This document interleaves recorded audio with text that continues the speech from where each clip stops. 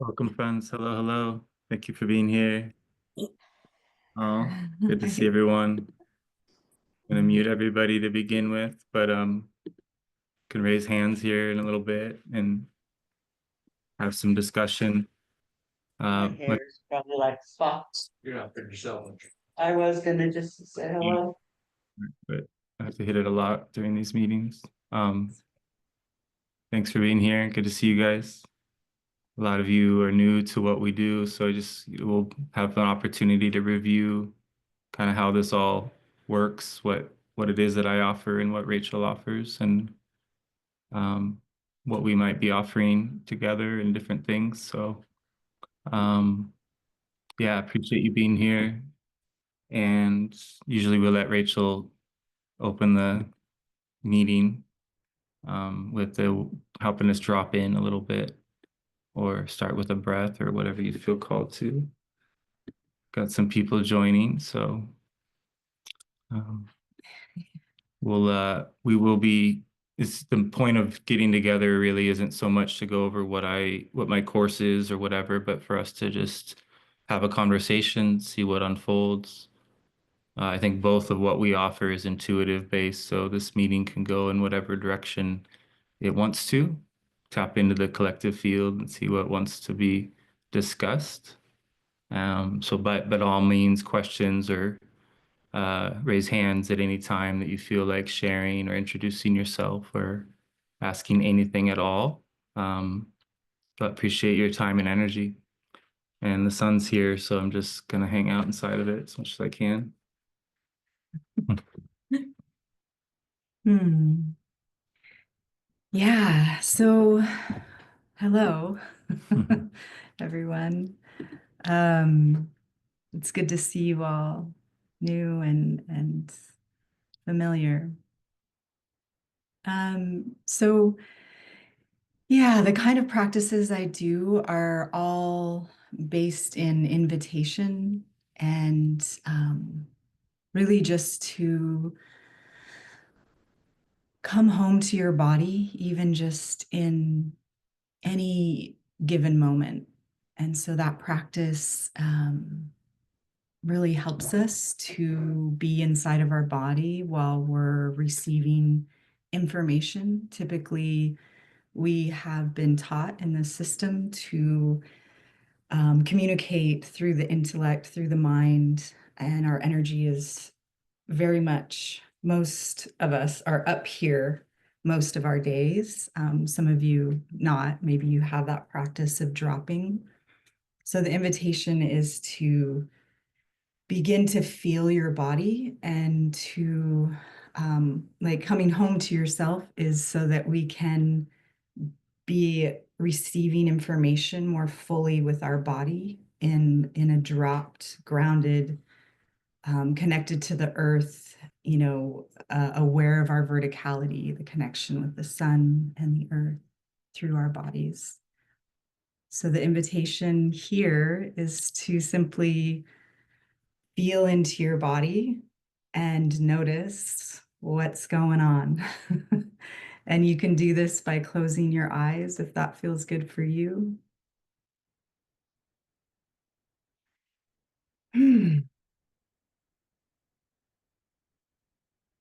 Feeling into the support that you're sitting on or laying on.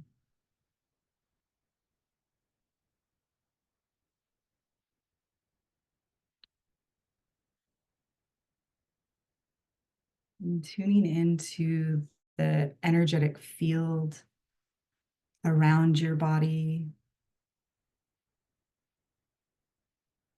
Just it's along your skin and far out, feeling into how far your energetic field is above, below, to the sides, and feeling your body in the center of this sphere.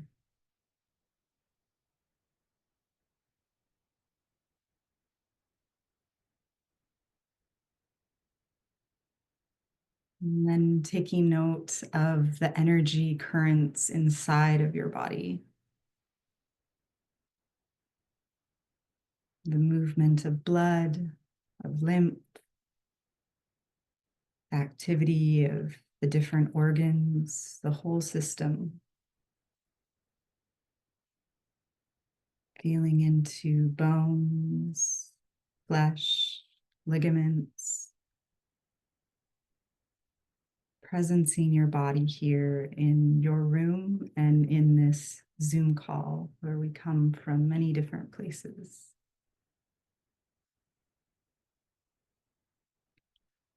And in all of this, finding your breath, meeting it where it is at, not needing to change its rhythm. Maybe noticing if it's short on the in-breath or the exhale, or if it's expansive on the in-breath or the exhale. And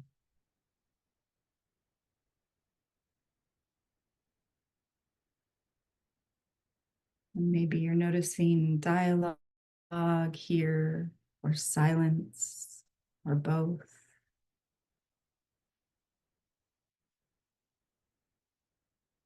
Feeling into what is presenting in your body and your energetic field in this moment.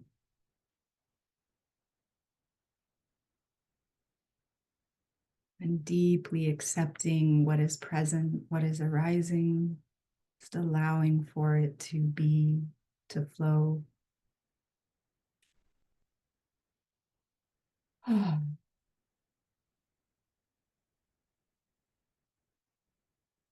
beginning to maybe feel into the opportunity here to move into the back body, maybe leaning back a little bit and dropping back and down deeper into the body.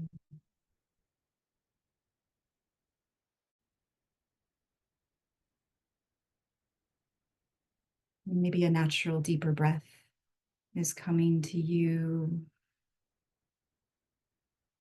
Breathing a little deeper into the lungs, the ribs.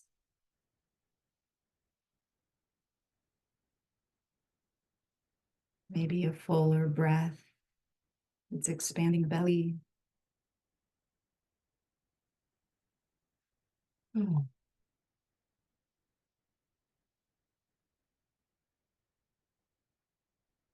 On the next exhale, if you feel called to make a call, make a sound, if that's coming from your body or is wanting to release through an open mouth,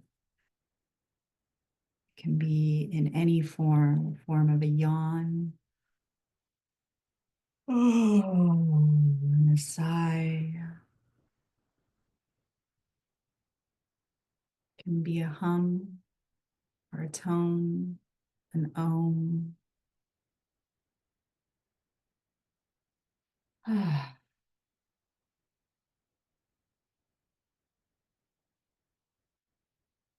And if your body is making sound, noticing the vibrations that might be moving through your body as you exhale with sound.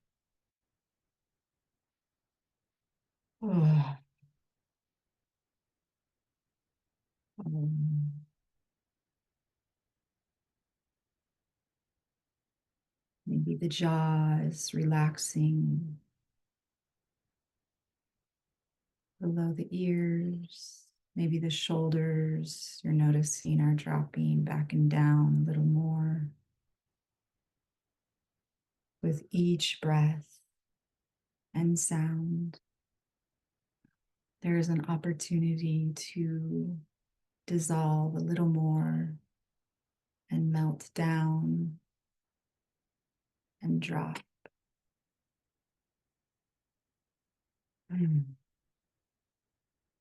Feeling the weight of your body and the connection to your support that you're resting on. and feeling into how it is meeting you. Oh.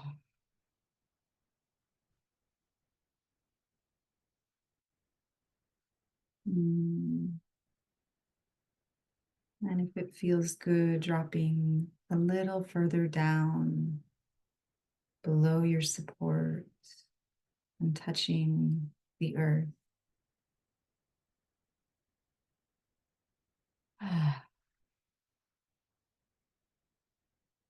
Maybe here you're meeting dust or mud, or rocks, going deeper into roots, the mycelium network. It's tuning into your unique connection with the Earth Mother here, even nesting in a spot that may feel like your own spot here that is unique unto you. And feeling her meet you with this love and compassion. Oh.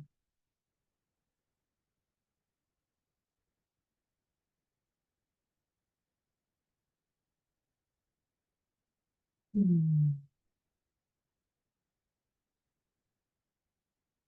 You feel ready, slowly coming back into your body, into your belly,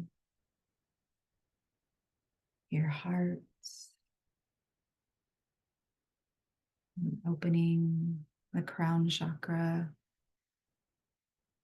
As little or as much feels good for you, whether it's a strand of light that you're receiving from the sun or a whole waterfall of radiance beaming down, coming through your body from the sun.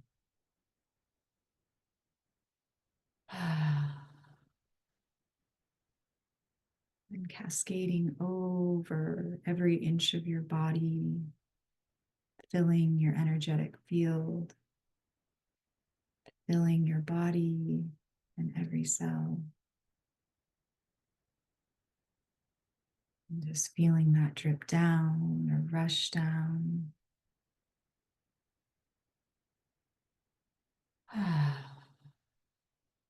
Down through the belly, the legs, down to the feet and out.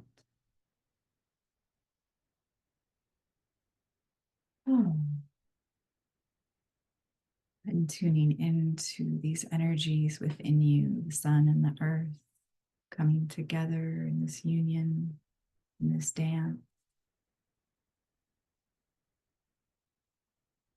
Mm.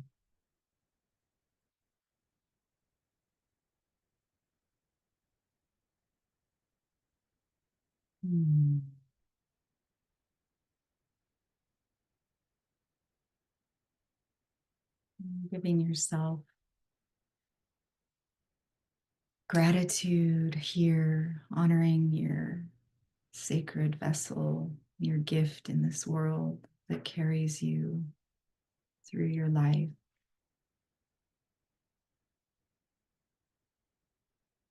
Feeling into the loving nature of this gift.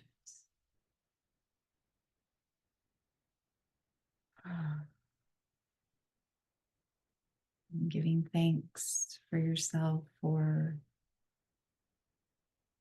being present with each day in whatever form that looks like in each moment of each day, of each night.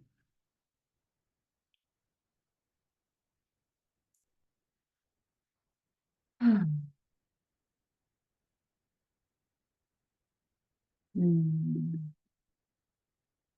And when you feel ready, you can slowly begin to come back to the meeting, very slowly opening eyes, letting in the room.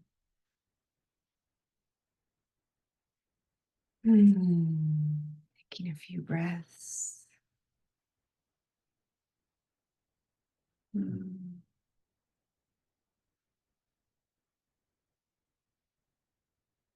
And maybe feeling again once more into your body as you're sitting with eyes opened, noticing the difference between eyes closed and eyes open, and presencing your inner landscape and integrating with your outer landscape. Feeling into how you can stay connected to that backing down and still be present here, share and listen. And yeah. Thank you, everyone. Thank you, Rachel. Mm.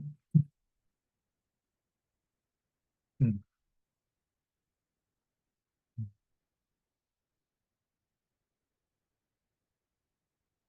We're going to be, talking about heightened awareness and how to be occupying both that silence, but still be functional, to do whatever tasks are needed or to present to society as a functional person so you don't scare people or confuse them, which is okay to do as well. But being able to do one or the other, to be flexible and have the capacity to navigate this place. I try to drag a part of me along when I'm walking, like I'm trying to energetically root, um, and just being more aware of what's happening energetically between the earth and I as I step or dance or do passes. Um, and yeah, that's kind of what the point, I think, of a lot of the reason the shamanic movements are such a main focus of what I teach is just allowing ourselves to get energetically grounded more and more. And I think it's pretty infinite how deep one could get and how anchored one can become. Um, and that's, I think, where a lot of the breakthroughs happen is you feel so grounded that you feel safe to explore perception more. It's less chaotic. And so I think if we keep that as the base, using the earth, just slowing things down, in the in-person workshops, we move our bodies a lot, quickly and intensely, and then we slow the movements down and reach really unique states of silence potentially. And when you're doing that together, in person, it has a really profound effect on everyone, whether it happens now or later. It will have an effect by being in the presence of that focus and that intensity. So even if we were all to come together in these workshops and just move our bodies without even talking, that would probably be the most powerful thing we could do. But until we get there, there's lots of discussion and questions, and there's lots of subject matter to cover. Um, pretty focused on the Castellana material, as it's sort of it's a library in of itself of things that we could speculate upon or come to have questions or curiosities about. Um, but the basics of what we do is we do the movements as a means to get to the energy in our field that would allow us to eventually become very lucid in our capacity to remember.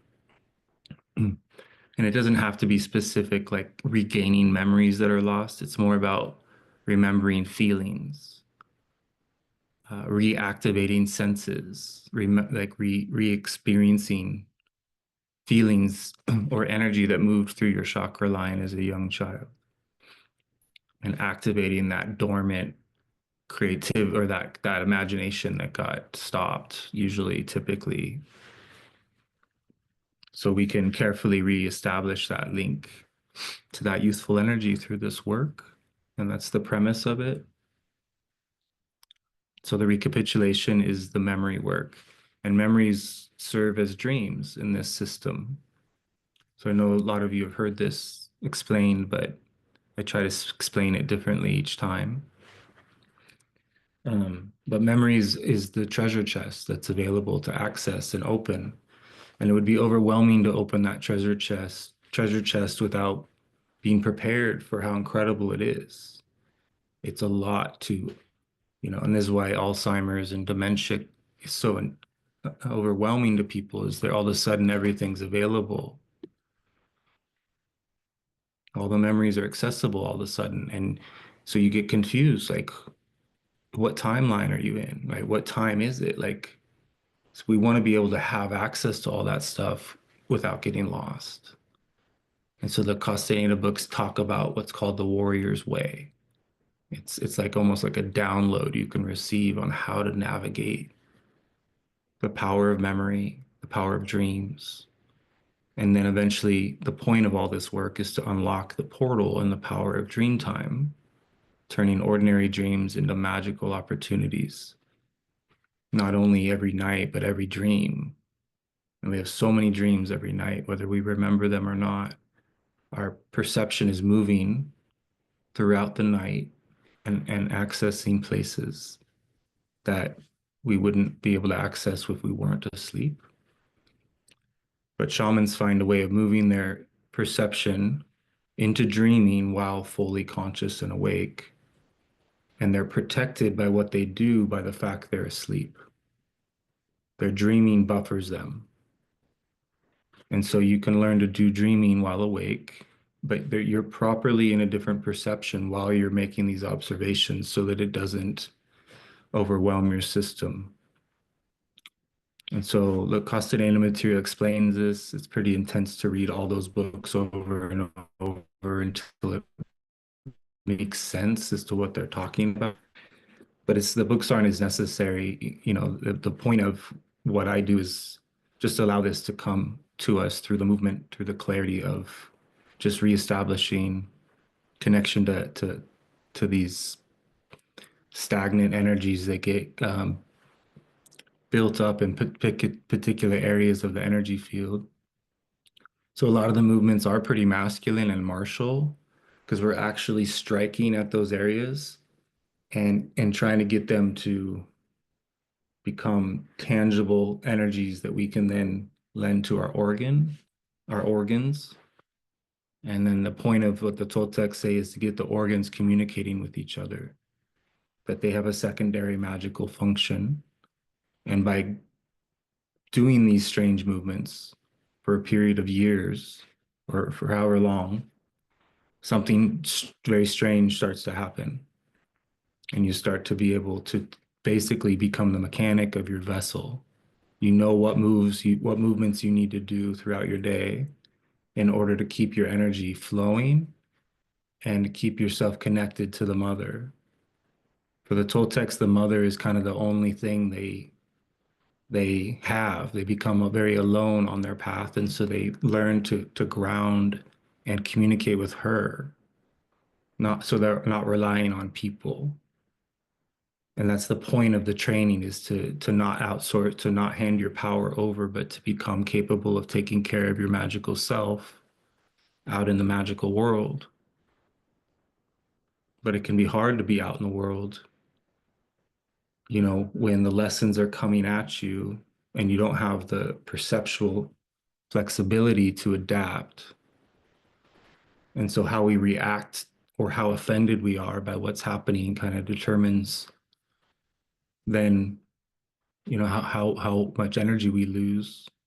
And all that's part of learning, and it's not a negative thing, but you learn to become capable of losing less energy and feeling more enjoyment with even the most, what would seem to be mundane things. So I know that the explanation of this offering is kind of abstract and mysterious, and that's the invitation, is to just come to an intuitive process. It is structured because we learn specific passes, very specific, it's very accurate to the forms that were passed down from the shamans of ancient Mexico. And for those that were, they did adjust them a little bit to share them with the masses. So there's been some changes to them. But it all leads to these really beautiful ways of expressing our bodies through silence. So dancing becomes a means to heal yourself through this work. Some people skip the passes and just go straight to doing that through dance, and that's amazing. But there's a benefit to going back and reviewing and getting to know this language. These movements are like a decoding and a recoding. They create a story and they remove story. It's like a language. Um, but yeah, we do a lot of movement, and then we discuss recapitulating, and we talk about it and practice it in a variety of ways. And yeah, just as an example, the Toltecs say that, or that in Don Juan took Carlos to the Museum of Anthropology in Mexico City, and he showed him these three statues, and one was heavily tattooed, and the other one had some tattoos, and the other one had very few. And it's assumed, and that meant that the heavily tattooed person was the oldest, and then the less old, and then the youngest. But it wasn't that at all. It was that the person that had very few tattoos had recapitulated the most of their life. So they were no longer marked by their past. They didn't have any labels on them. And so to be pure in your field is to have erased your personal history so that you can be childlike and not burdened by the stories that marked you. So how can we remove those markings? And it doesn't mean those markings were negative, but what would it feel like to be free of symbols or codes that create you? And so is it possible to come out of the code altogether to become no longer trackable, traceable, like what Florinda maybe did, or Taisha, they disappeared. How did they do that? You know, what kind of opportunities are there in learning about this stuff? And so I think the recapitulation is the most powerful form of purification that exists. It's not easy to do or to even understand what it is. Florinda Donner, for example, resisted it her whole apprenticeship. She wanted nothing to do with it. It was too uncomfortable. Then there came a point in her apprenticeship where it just came to her, and she got a lot done in a really short period of time. And so it's not necessarily about trying to force this work. I just tell people, just do the passes. That's enough. Just do the passes and read the material and let it adjust your perception. But a lot happens at these workshops because we come together, time is not linear, and so it's already happened, and you're stepping inside of these shifts that, feel really can be really powerful to enter. And um, same with the online course stuff too, like just at any point and any time anyone feels called to sample it or explore it. It takes a while to get an idea of what this is and, give it a chance for your body to sort of fall in love with it or not. Some people aren't as sensitive as others. Some people, it's the first pass I taught Sean, he had a really profoundly emotional experience instantly. It's like his body remembered something, so everyone's different. But yeah, just wanted to give a little bit of a basic explanation of the three pieces to it, the movements, which they call magical passes. The recapitulation is the secondary piece to it. And then crossing dreaming gates is the third piece. Crossing dreaming gates is very advanced. So we have, there's no mastery here. It's a lifelong path. But I just want to open it up if people have any questions about this work, or if anybody new feels called to share their experiences having worked with me. Um, yeah, welcome, Douglas. Good to see you, brother. Oh, hello. Nice to see everybody. Um, Somewhere I was listening, I don't remember when it was, you were speaking of intention and spirituality, or spirit and intention. And could you expound on that a little bit, please?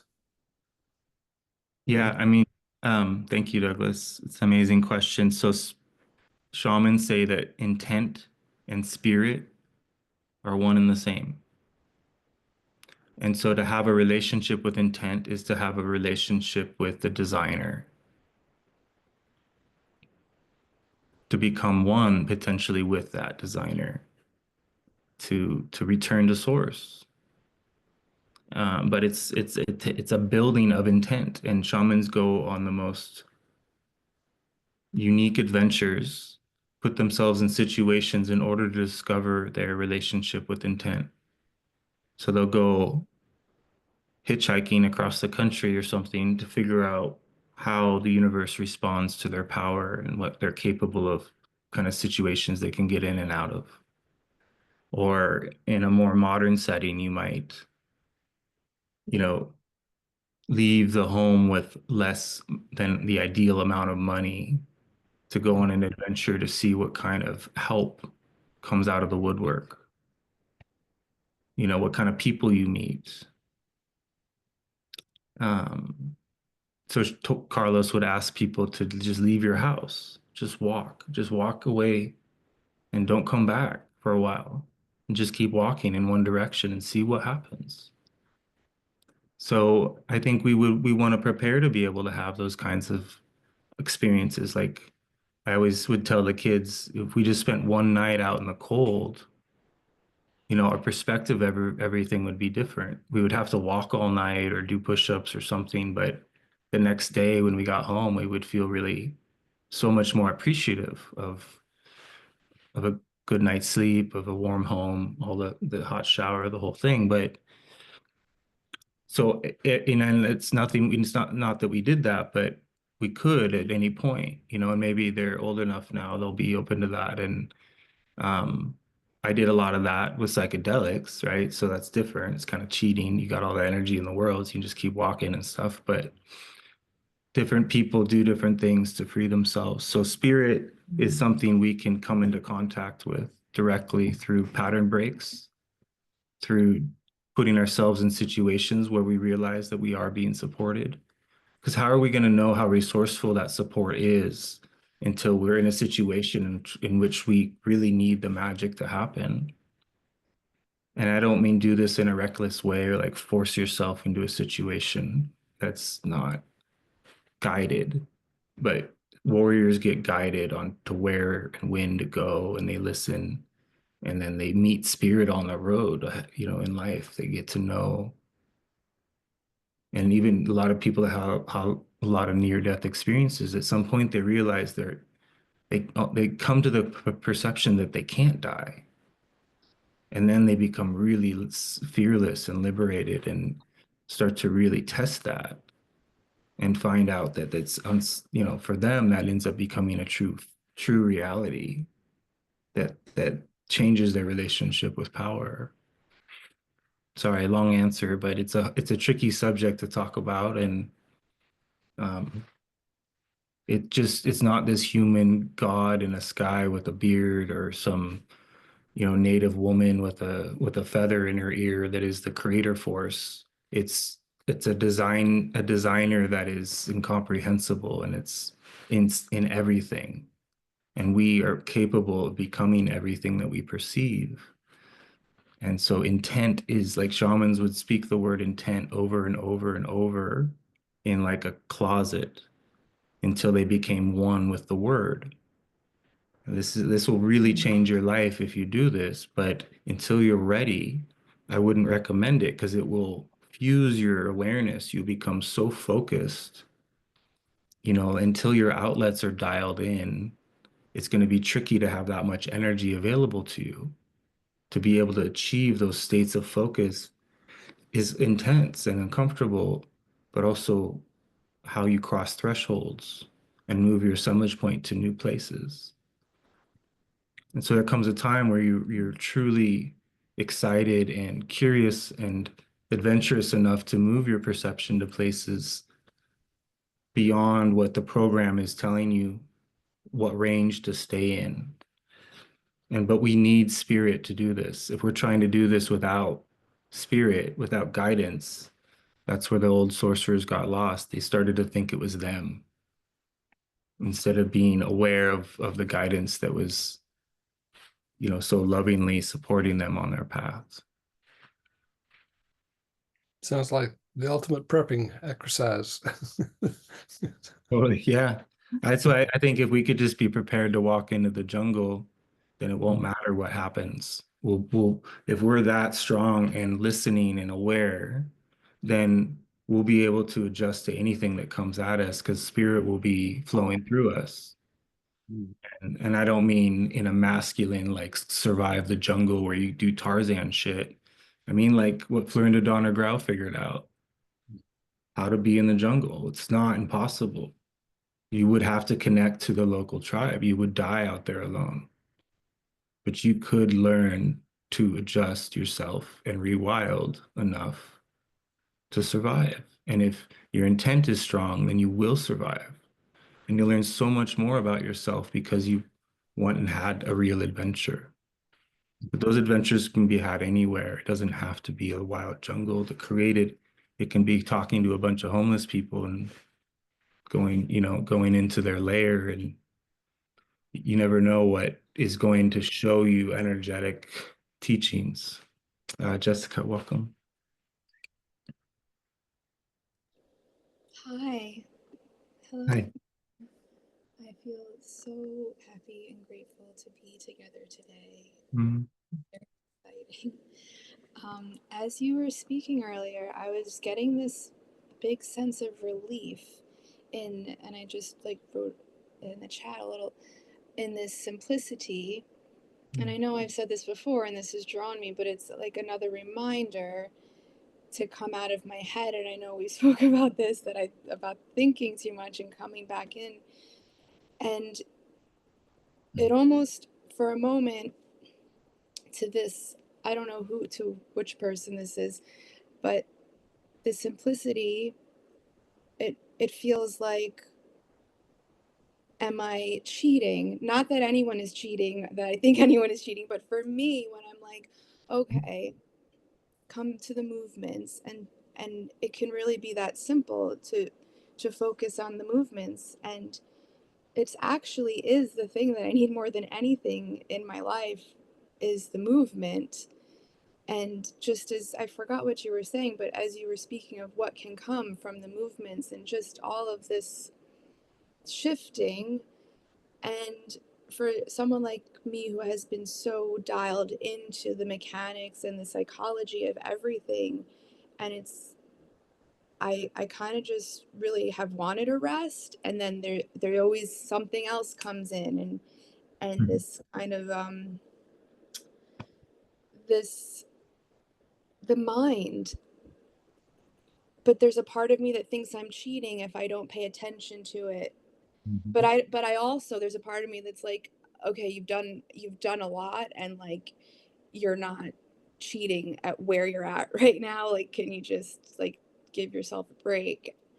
Is And it's like I need to give myself permission to just come out and just really get back into the movements of life, right? And dance, and both dance, yeah, but just focus on these movements. And it's like I'm half asking for permission, but I know I don't need your permission. But am I correct? Like, am I making sense?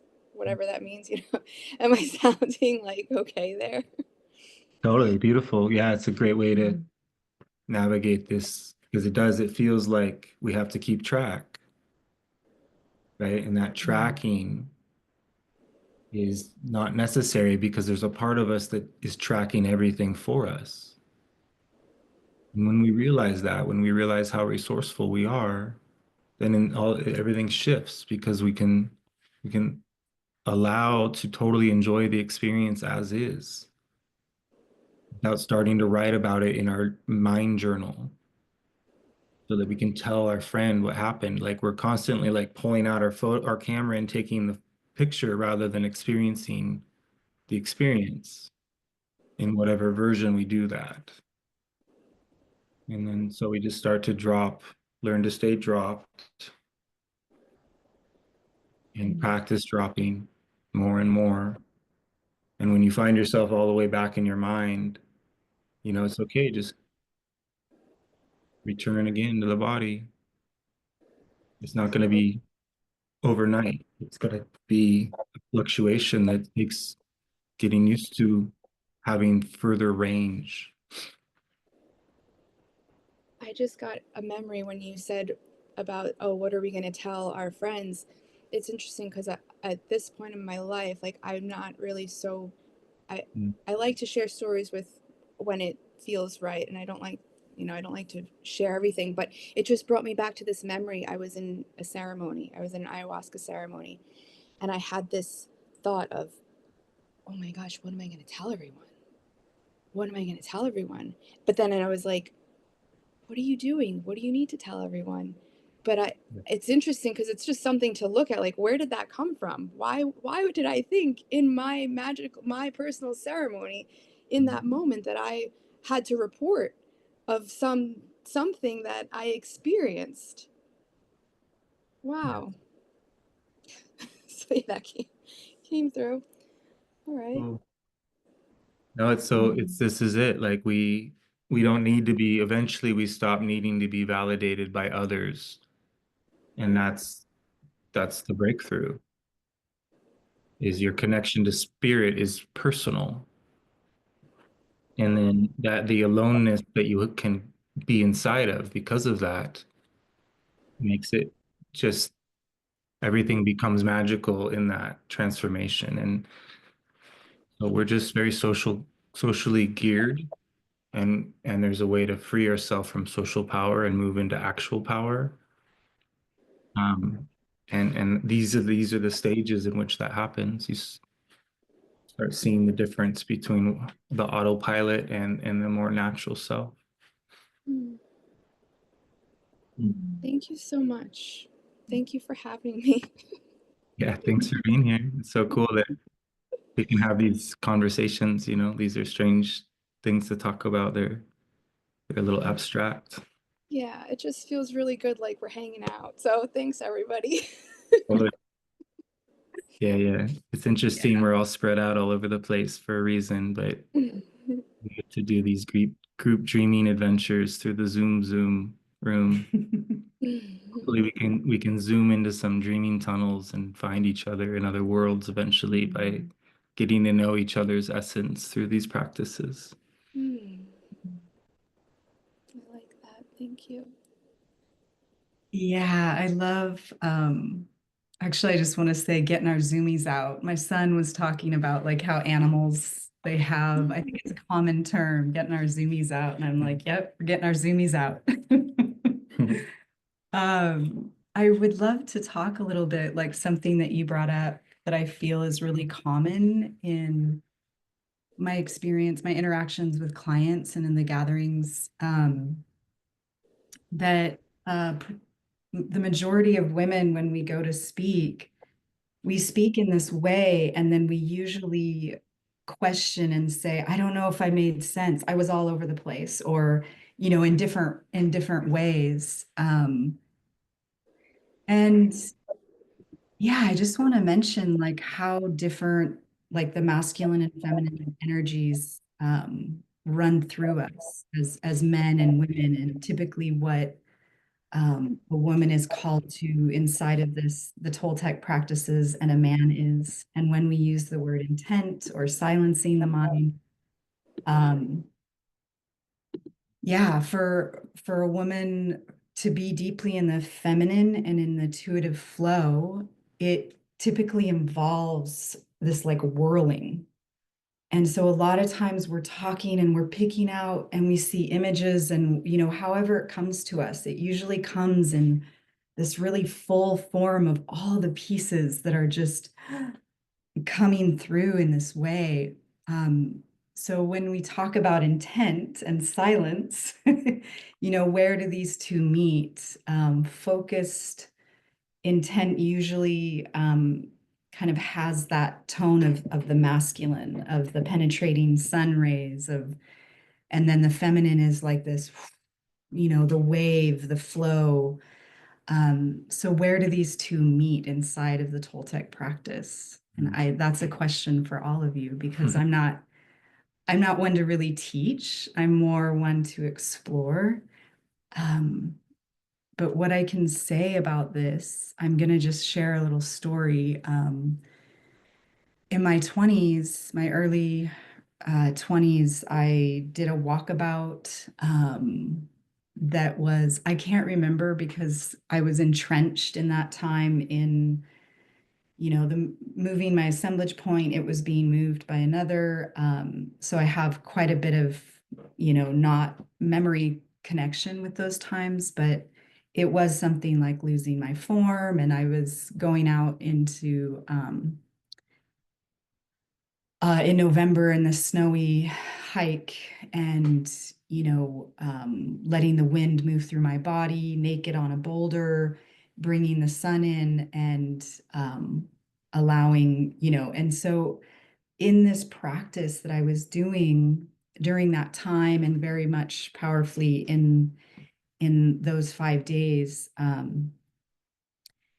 I was like linking with intent and doing a lot of trying as a woman, like cutting off from my dialogue, from my body, to try and make it happen. And it felt like a very big,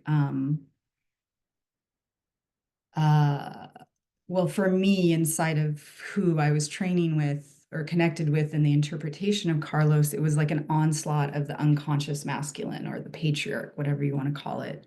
Um, it was something that I spent, majority of my life attempting to heal from. I'm still inside of that. And I do what I do now. Like we weren't doing the passes back then, but the passes helped me to engage with my own movement. I always danced. I loved the passes when we'd go to the clear green workshops. But there was a part of me that rebelled, that wanted to do my own intuitive movement. And I call that dream dance now. It's something that will be offering. But it's really allowed me to bring the feminine within me to meet this other part that was trying to fit myself into the Toltec box that has felt over time to be quite masculine in its findings and in its teachings. Yeah, so again, that question of where do we bring the flow, and it's for men and women, but just that femininity of really allowing the dialogue to be there in its nature, because it's very telling. It usually points to a part of our system that is, trapping our attention, and there's so much to be revealed when we listen. So it's like a witnessing of the dialogue rather than a diving into it. It's like allowing it to be there. And when it's given attention rather than tried to be silenced, it has a way of like getting what it needs and kind of spiraling out of the field, so that we can actually be inside of the dialogue and the silence, and the movement and the stillness, because I really feel like there's both inside of each other. Mm. Yeah. Thank you. Thanks for inspiring. Thank you so much for that. That was just very helpful to hear you speak of the way we speak, and to just feel, I don't have words, but it was helpful. It was very helpful. All right. Welcome, Alana. Hi. Good to see you. Hello. Thank you so much for a long time no talk. Very excited to see you again, both on Zoom. And I've been reading up on some books, and my question is kind of a little bit continuation of this theme of energy and energy building. So I noticed in Castaneda's books, and I also heard you, Jill, talking about it often. That's right. Like some people, it's kind of, okay, I'm leaning more like towards sexual relationships, right? Some people are a product of bored fuck, and they don't have enough energy to lose it through sexual relationship, while other people can have enough energy. So, and I guess in Castaneda's books, it was kind of implied that, for example, Carlos, he had this extra energy while Don Genaro didn't, right? And he, like in order for him to build up his energetic field, the solution would be to be celibate. While as I'm reading Taisha's and Florinda's books, as they undergo this guidance under the experienced sorcerers, they're both told about the importance of being celibate for a woman, because women are energetically stronger than men, and any sexual partner for a woman is draining her energy, right? Yes, like you can either recapitulate, or like after 7 years that link kind of gets cut off. But it's just, yeah, it sounds like, if I read it just kind of bluntly, it's like, oh yeah, it's just not good for you to be engaging with anybody, because you have something to give, but you're not going to get anything back, and you will be weaker. Yeah. Totally, yeah. It's really tricky subject for sure, because that's how they were taught. And you know, I was fortunate to train with Carol Tiggs and some of the students of Castaneda.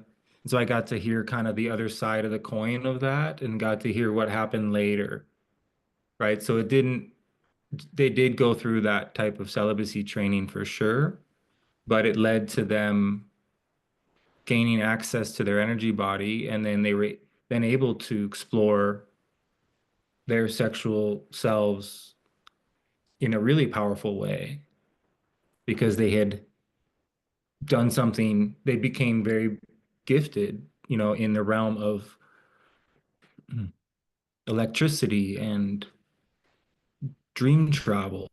And when you merge that with lovemaking, the most incredible experiences become available. And so Carlos was really confused when Don Juan was telling him an old story about these sorcerers that were lovers. And he's like, "What do you mean? I didn't think that was allowed." He's like, "No, it's just not allowed for you, buddy." But it was later on, Carlos, was able to gain access to his dreaming body and became a playboy. Essentially, he was sleeping with a lot of women, and that's a lot of why people were, I think, pissed at him and stuff, because of, you're supposed to be a monk that doesn't do those things. If you're teaching all these powerful systems, there's that projection or expectation on people. And then Carol Tiggs would say, her and Carlos would have been lovers, but she's too powerful for him, and he wouldn't have been able to handle it. Because when you become super powerful in dreaming, you become a force to be reckoned with. So our power lies in our ability to express ourselves, and we are sexual creatures. We come from it. That's what we're made of. But this is not my, I'll let Rachel answer as well if you feel called, because it's it's definitely I think that was what was missing, and what got really complicated for people is they were all trying to stay celibate in these clear green workshops. All these people weren't exploring their power, they were just shutting it off. And so we misunderstood, or didn't have the capacity to take that energy in a new place. And then by just repressing, it caused a lot of confusion for, I think, a lot of people. And then the guilt and shame that they would have because they couldn't maintain the celibacy, right? And then that just creates like all this really, like, it just does the opposite of the whole point, is to become energetically liberated, not to become, so. And then, but there were tests that the apprentices would be put under to see if they'd saved their sexual energy. So in an apprenticeship like the one Taisha and Carlos and Florinda were in, it makes sense that they would spend time by themselves, cleaning their energy field, not mixing with others, and in order to learn the things that they were learning. But there were apprentices, and the Nawahulian represented this. There were people that could have lots and lots of sex and still do all the dreaming work as well. And they were people that were conceived with a ton of energy. But that can be even more difficult to be born with so much energy that you can end up, your hungry ghost can be really, really ravenous. So we're all given these really challenging formulas.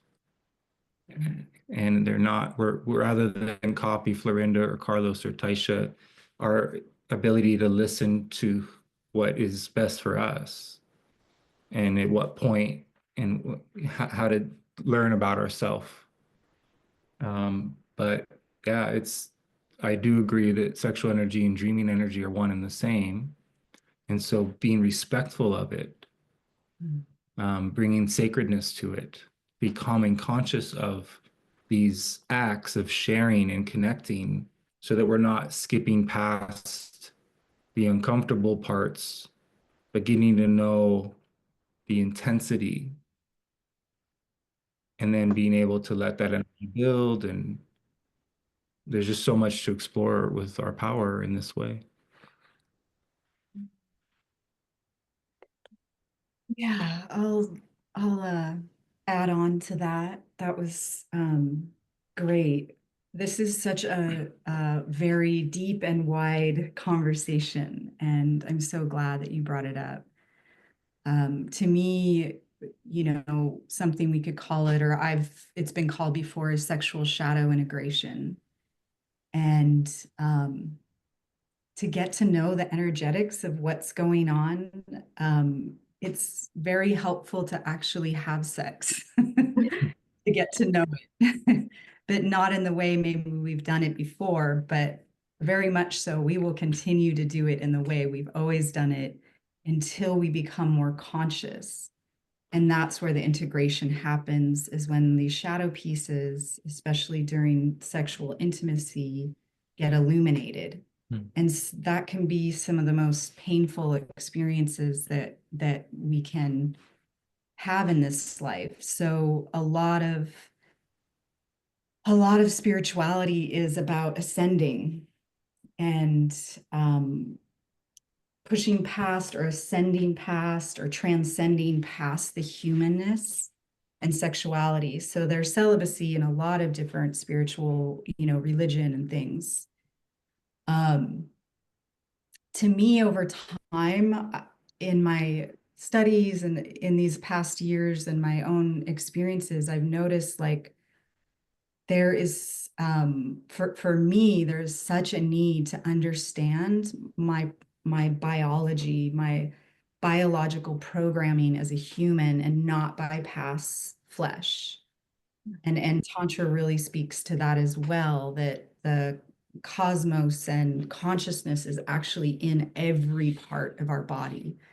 And a lot of things, teach us as we seek to, this is a mess, there's dialogue and there's fears, and let's just get rid of all that and bypass it.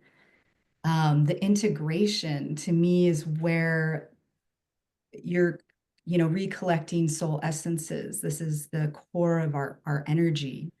And, that's what the recapitulation is for. I really see like trauma resolution, sexual shadow integration, soul retrieval. Olga Karatidi calls it dream healing. All of these are quite one and the same. And I like to merge them all. Yeah, it's where does the primal like biology and like the evolution are seeking, where do they meet? And to not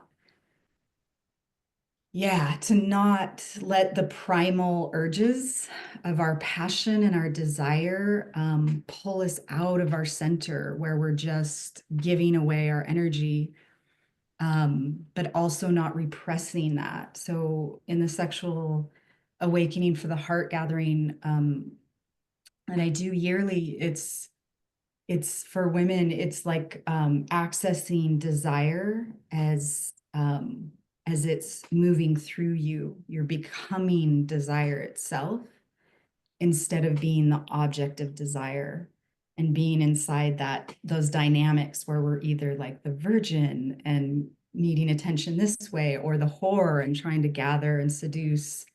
The way our sexuality moves is so telling about our history. And I feel like that's why I do that course, is because to me, it's the beginning. It's the absolute foundation of this dreaming work. It's the best way I've found to get to know myself and what is at play. And our sexuality is the biggest, I would say one of the biggest, but probably ultimately the biggest telling of who we are and what's going on.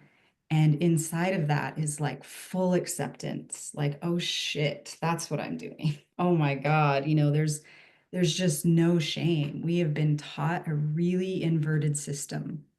And to look at those, the shadow of sexuality within our culture, within our families, within ourselves, it includes sexual abuse and, all different sorts of things that are very, very tender. So we want all of us, to go about it in such a gentle, slow way when we turn towards that practice, if you're called to it. Yeah, and like, I mean, it's been an onslaught of pornography, and, we're supposed to look like this and sex looks like that. And, once you, and I'm not, again, this is not mastery. I'm not a specialist. This is just what I do, and what I offer is my experience. But as I've gone along in this path, and alongside Joel, and sometimes not alongside Joel, I've really come to this, Tantra's like, oh, bliss and ecstasy, and it gets really muddled in modern day society, but there is a state of being in this verticality where you're accessing creation, and that feminine flow, and that surrender and grace, where you're touching on dreaming energy, sexual energy in ways that you never could have imagined, the type of feelings and sensations that are running through you. And that's where I like to begin. Because it feels good, but it doesn't always feel good. Like the goal isn't to feel good. The goal isn't to have an orgasm. The goal goes away. When your desire, it's like, where does desire intent come together? Well, in this deeply feminine state, the container, your intent for desire to just flow and be, then you're just immersed in it, and it can move anywhere.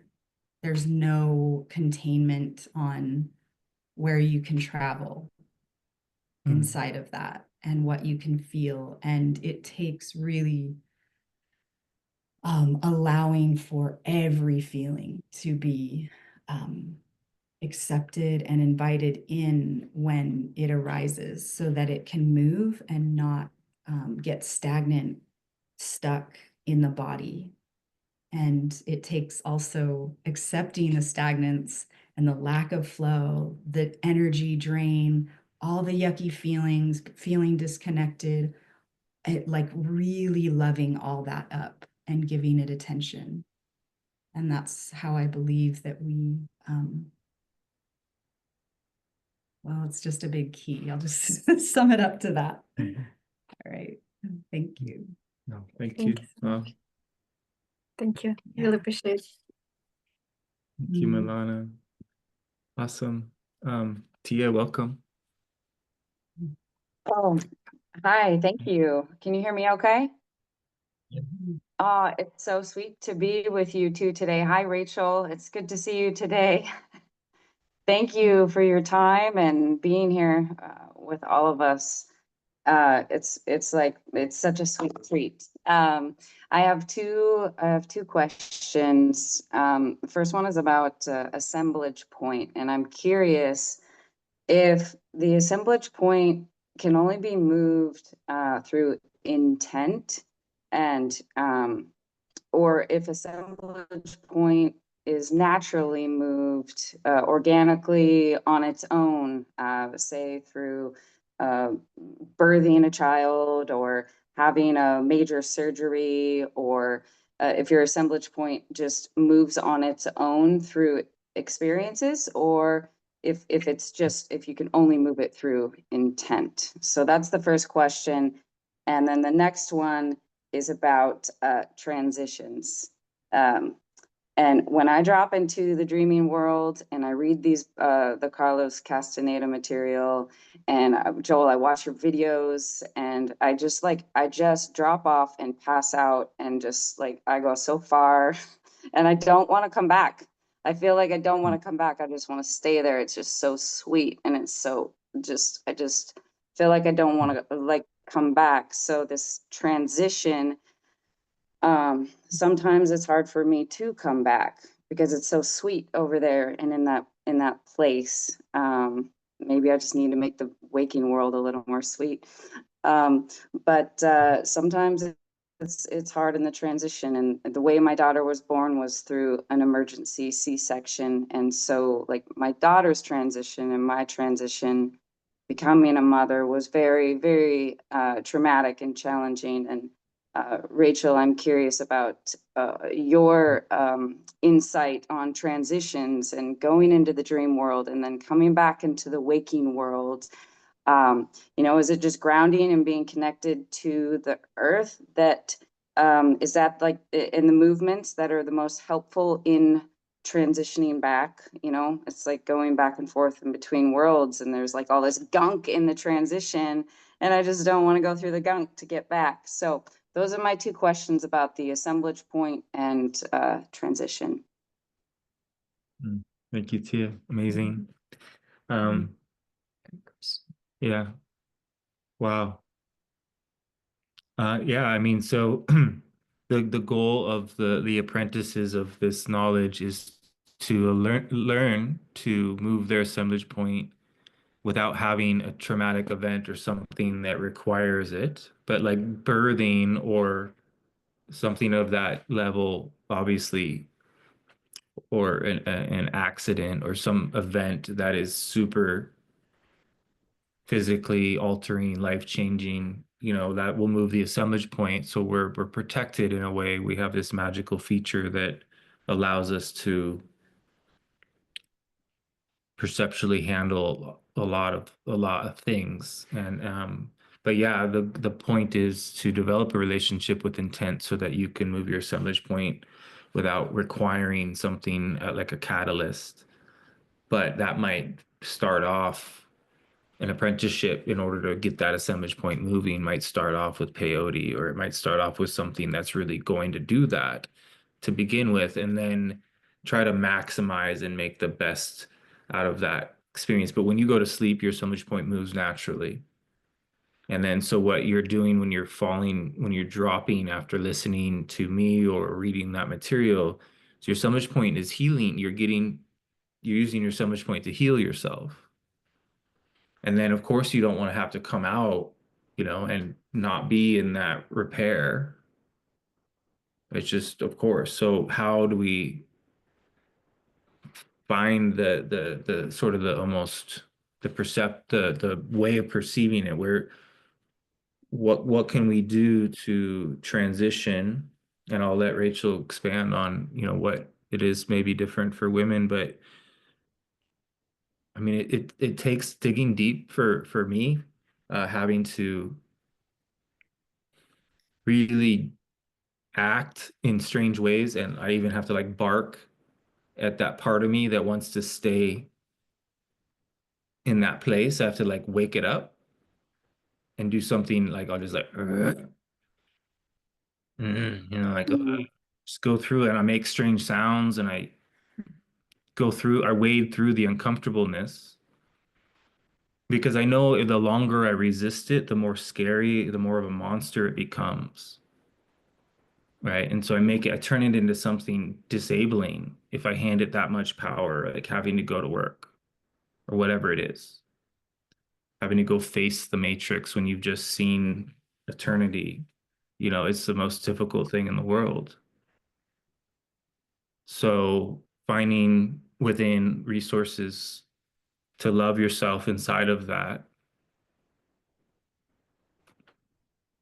but also find creative jolts. It might be a piece of poetry that you can rely on that just is so abstract that it just gives you that capacity to be in gratitude in that moment and move through the mundane or the uncomfortable areas with it with a new perspective on it. Yeah. Yeah, I have a similar response. Yeah, I mean, for me, it's definitely my practice has been to soften as much as possible to any transition, whether you're coming out of dreaming or your assemblage point is here and there. Transition has been really challenging for me, actually. And so this, most of my adult life, you know, I didn't have a practice. And, you know, in the last few years, it's been softening and allowing and really feeling into what neutrality is. So to me, your witness, your observer is inside that neutrality, and it actually almost has a posture, right? It's like back and down. You're dropping and you're viewing your experience and allowing for what is occurring and noticing I have a desire to not feel this way. I don't like this transition. I want to be here and not try and push past that or not try and only have this one experience. Like this is the layer that's probably the most, well, actually that may not be true, but our seeking tends to be connected to a desire to bypass this realm because of the suffering, because of our trauma, just the sensations that we can feel, depression, it's the heaviness. And to me, when I've touched that more deeply and allowed more of that in, that's where transition became easier for me. So slowing it down. And how do you do that, right? So like we did in the beginning, where you're just noticing the body, closing the eyes and using breath, sound, and movement.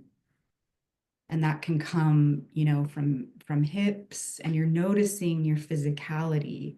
And I feel like that really helps when you're coming back, is noticing your body and finding it in your room, naming things, you know, with your eyes open, and then also going back in, touching upon that dream world. There it is. It's still there. It's still right here. And this inner landscape, outer landscape.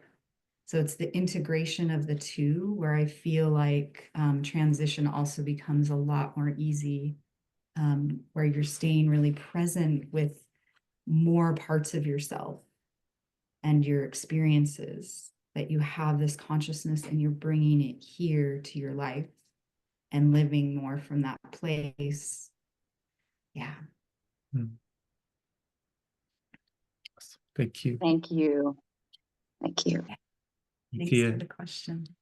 Yeah. Good to see you. You All too. right. Hi, Mhm. Susan. Welcome. Hey, Susan. Hi, everybody. I have two things. I have to ask you about something that happened yesterday. And then I have to tell you what I figured that came up last night, what I figured out when we were, I call it when we were meditating this morning. Okay, so I spend at least 2.5 hours daily in the woods. Mm. So I went to my portal tree yesterday and I thought, I haven't taken that it's a dead tree branch with a big circle of branches around it. I walked through it a couple months ago. Yesterday, when I was going that way, I heard take some offerings. So I took some pieces of rosemary and a few rocks and I put them at the end of the tree where the opening is. All of a sudden, I saw me and my brother, who's been gone for 20 years.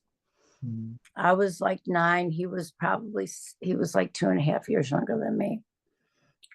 I saw us running and laughing. I mean, it was extremely beautiful, but it really looked like it was really happening. There was a trail that goes above this, because I live in the hills, but it was like it was really happening. Like I was really seeing it. Mm. Wow. What a gift. Congratulations. Yeah, that's so beautiful.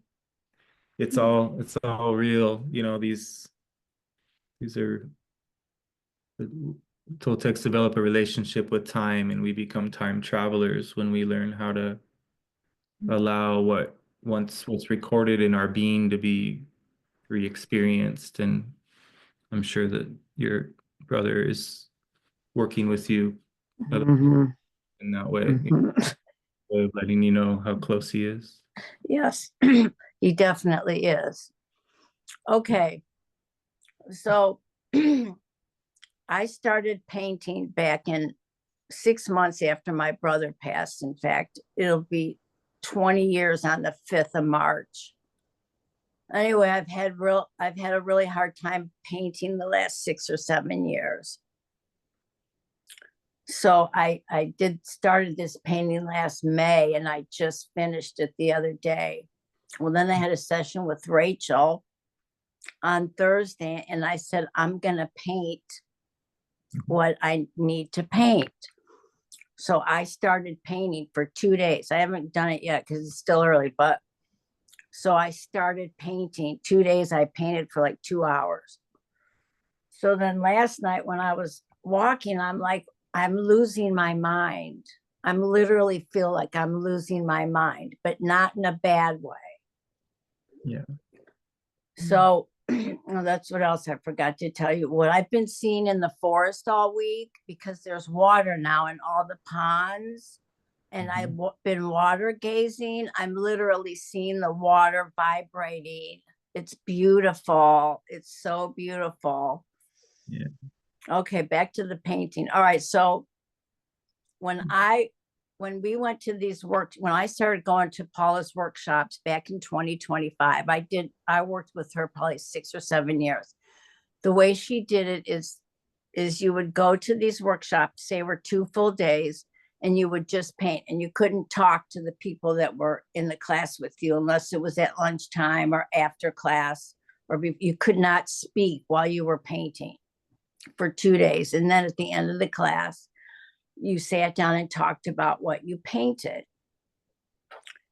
So last night I'm like, I'm losing my mind, I'm tripping, blah, blah, blah. Anyway, I fell asleep. So then this morning I was going to say, what's happening to me?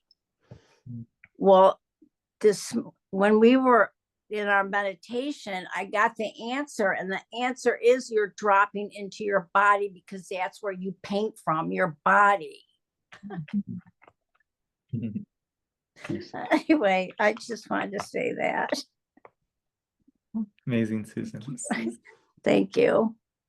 Oh, you're bringing up such beautiful, beautiful shares, Susan. Thank you. Thank you. Listen, I've been working on myself for a long, long time, and I thought I've gone deep, but I've never gone as deep as I've gone with the past 2 years with both of you guys. Much, much gratitude and much, much love to both of you. Thank you. Thank you, Susan. You've taken us and this community on on so many beautiful rides, and you're a gift. Yeah. Thank you. Thank you. Thank you, Susan. Much love to you all. And You I too. feel like you're bringing up a good point here. You know, something I do with my clients in the very beginning, first session, is ask, you know, what are your desires?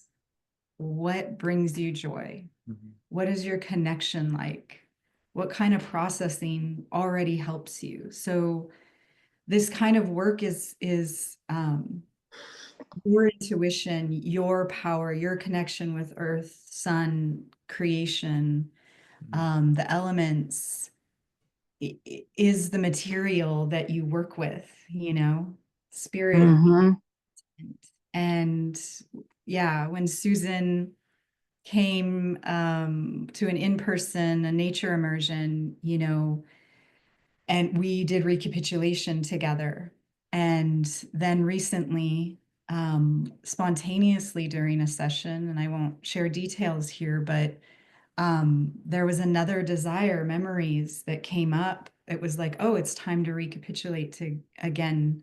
So what was presented was this whole different, unique type of recapitulating. And then Susan was like, can I just make a painting out of it? Yes.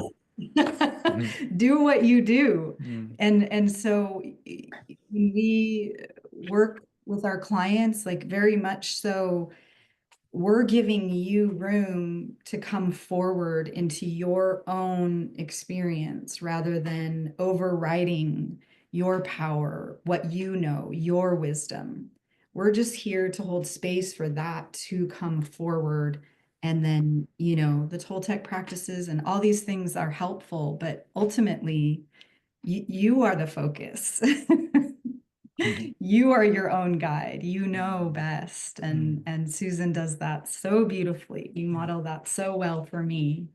Thank you. Thank you. Well, you know, when I woke up this morning and I knew I had dropped into my body. I knew it. And I'm like, and then I'm like, oh my God, this is how I used to be when I was painting. Because that's what was really taught in those classes, even though it wasn't said. It was taught because we were painting in silence, even though there were other people around. Yeah, so I've dropped into my body since I started painting a couple days ago. Wonderful. That's a sensation. Oh yeah, it's big. It's huge. It's huge. It's huge. I'm in. Yes, yes, yes. I still feel it. I felt it this morning really strongly. I'm like, I'm losing my mind. What is it? Well, yay. Totally. Very, very inspiring. You know, and I like to overanalyze sometimes, but yeah. Yeah. Beautiful. Thank you. Hey, Janet, welcome. Hey, Janet. Glad you're here. Hi. Hi. Thank you, Susan, my tree fairy friend. Yeah. I yeah, I raised my hand even before I knew what I was going to say, and my heart's pounding, and I love you guys all so much, and I get so much every single time, and this one I'm going to listen to again. That's for damn sure. But last night I moved outside of my comfort zone and I went to a unjected singles party. And I was terrified to go because I refuse to do online dating. I refuse to even admit I'm single. And look at me, I'm doing it on a Zoom call. Woohoo! And I was horrified. And I drove way out. I was invited to 3 parties yesterday. And I'm like, I can't go to 3 parties. And I'm like, yes, you can. Yes, you can. Yes, you can. And I went to one and I cried and in front of everybody. And the guy, my friend, told me, Janet, you could be a weeper. Like the people, there's an actually, they hire, not they don't hire them, but anyway, people that can't cry, I can cry for you. If you ever need anybody to cry for you, you can hire me. Anyway, it was a going away party and just somebody I loved. And anyway, then I went to the unjabbed unjabbed thing, and it was at a restaurant and everybody's drinking and it's a bar and I don't drink and I've got all these ideas going on in my head and you can't go, it's a bar, everybody drinks. There were 3 people not drinking, and anyway, I live in a world where people drink. Like, I got to get over it. And anyway, I'm just saying that I'm getting better at not listening to my mind that's always going to say, don't do that, don't do this. It's like, yeah,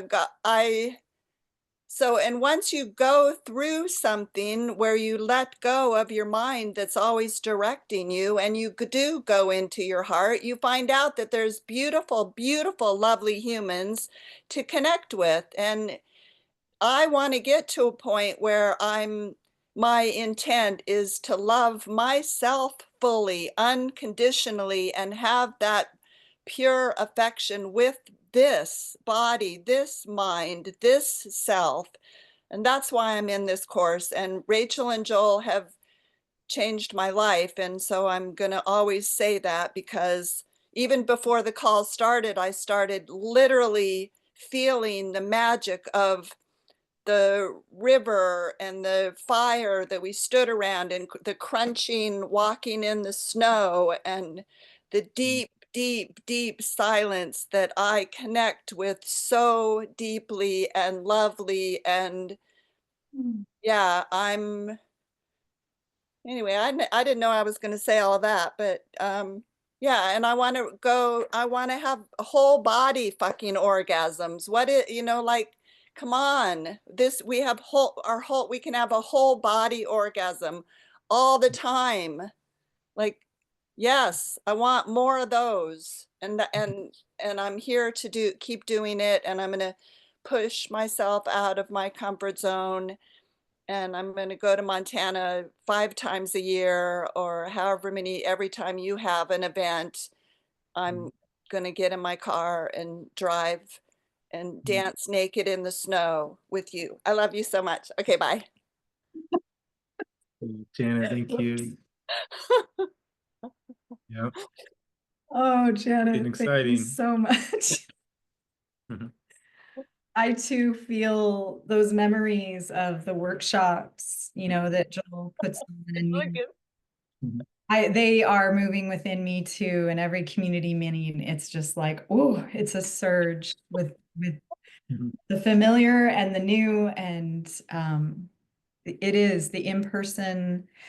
I mean, because you said something, I feel called to say something. Like, I had taken Joel's course for the first time, the last one here in December, I think it was, or end of November, something like that. So there was snow, and we did a nature immersion day after.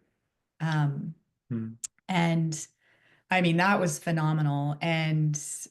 But taking Joel, like just doing the passes with everyone isn't something I had done yet. It blew my life open. It actually fucked me up.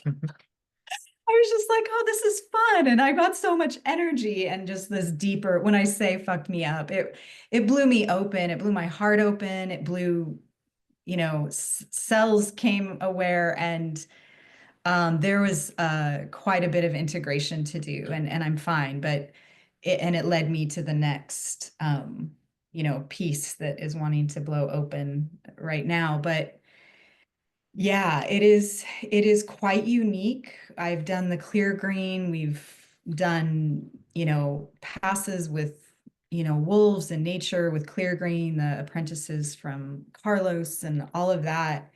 And there's something, yeah, about when people get together and do passes. And I had forgotten that. And I hadn't actually experienced what I did this last time in the past. It rocked my world. And I'm, I live with this guy, I'm inside of it in different ways. So I was like, what is happening? It was really beautiful. Thank you, Janet. Thank you for all you said. Yeah, thank you so much, Janet. I also want to go back to something we did at the retreat or workshop, the last one. When I was facilitating, I want to go back to Tia's question. What do you do, you know, to transition? Joel did 2 days of movements and the Toltec teachings, dreaming arts, and then I did a day. And what ends up happening is I'm like, don't worry, we're just gonna rest today.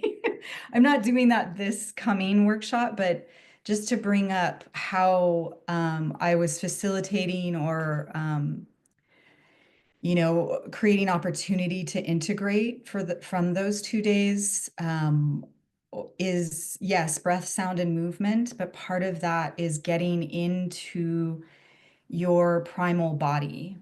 And I find that to be almost, you know, like necessity. If you are traveling and you're feeling ungrounded and you're not all the way back in your body, ugh, sound, guttural birthing, whether you're man or woman, just like lion, you know, letting it be natural and weird and allow, you know, sometimes it's animal, sometimes it's like, who even knows what that sound is coming from.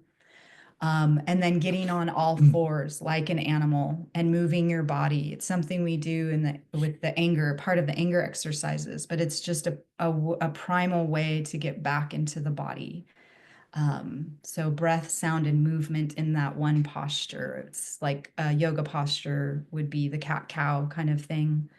And just letting the energy move through you. So yeah, if you're having frustration, anger, or having trouble getting back into your body, that's another great way to transition.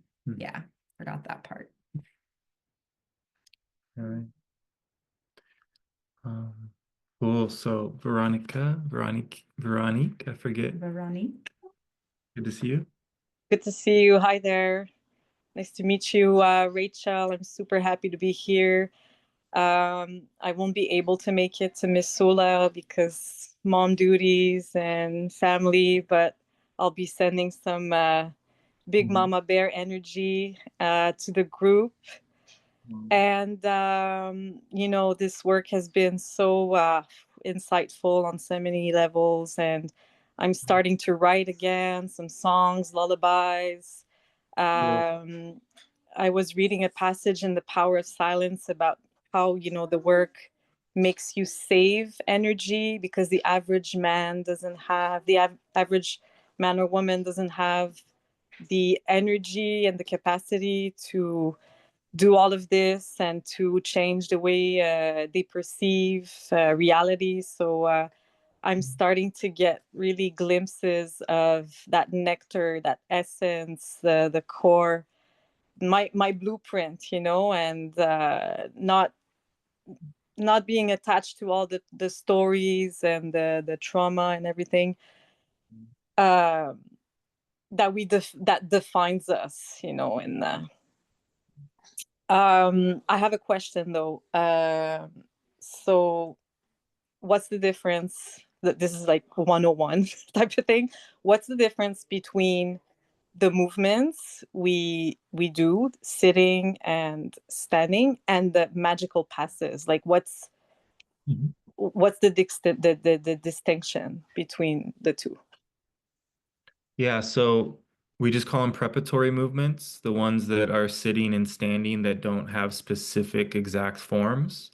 And we're just taking snippets, little sections of a variety of magical past forms and combining them in a lightning round of warm up. And I'm intuiting which ones to do based on tapping into the Zoom room or in person. I'm picking up on what would benefit the collective, you know, and everyone's bodies want to move differently. So you're picking up on everyone's, but there's a cohesion that you find like, okay, well, I think everyone would benefit from moving this way for a while. And a lot of them are repetitive and stuff, but essentially the movements that are preparatory is a way of just building the earth energy up around you, because a lot of them starts off with the feet and starting to draw the energy up, because the Toltecs say our luminous cocoon, usually the energy stays down here about as high as the heels for most of humanity. But if we can get that energy to rise all the way up around our cocoon and seal us in, then we won't be being fed off by these forces that are higher on the food chain than us. And so these magical passes are truly magical because they eventually heal, you can heal yourself this way. And therefore it's going to be confronting and intense at times and feel, like uncomfortable, but it's because it's such a simple thing that's available for us to just move our bodies, and we can do them from sitting, laying down. There's all kinds of laying down forms, which we might explore this in April in person. So yeah, just thank you for asking. I know it's confusing, but every third, sixth, and ninth class, we learn a complete magical pass form that comes from the lineage. All the other ones that we do are just energy building exercises that come from little partial sections of the passes. Yeah. Merci. Thanks. Yeah, thanks for asking. And yeah, so, anytime we do any movements that are, we're redistributing energy when we're doing the preparatory movements or the passes. But when we're doing the passes, they're designed to put you a little bit deeper into silence, where the other ones are more preparing you to be able to make use of those forms. And so they serve as a support.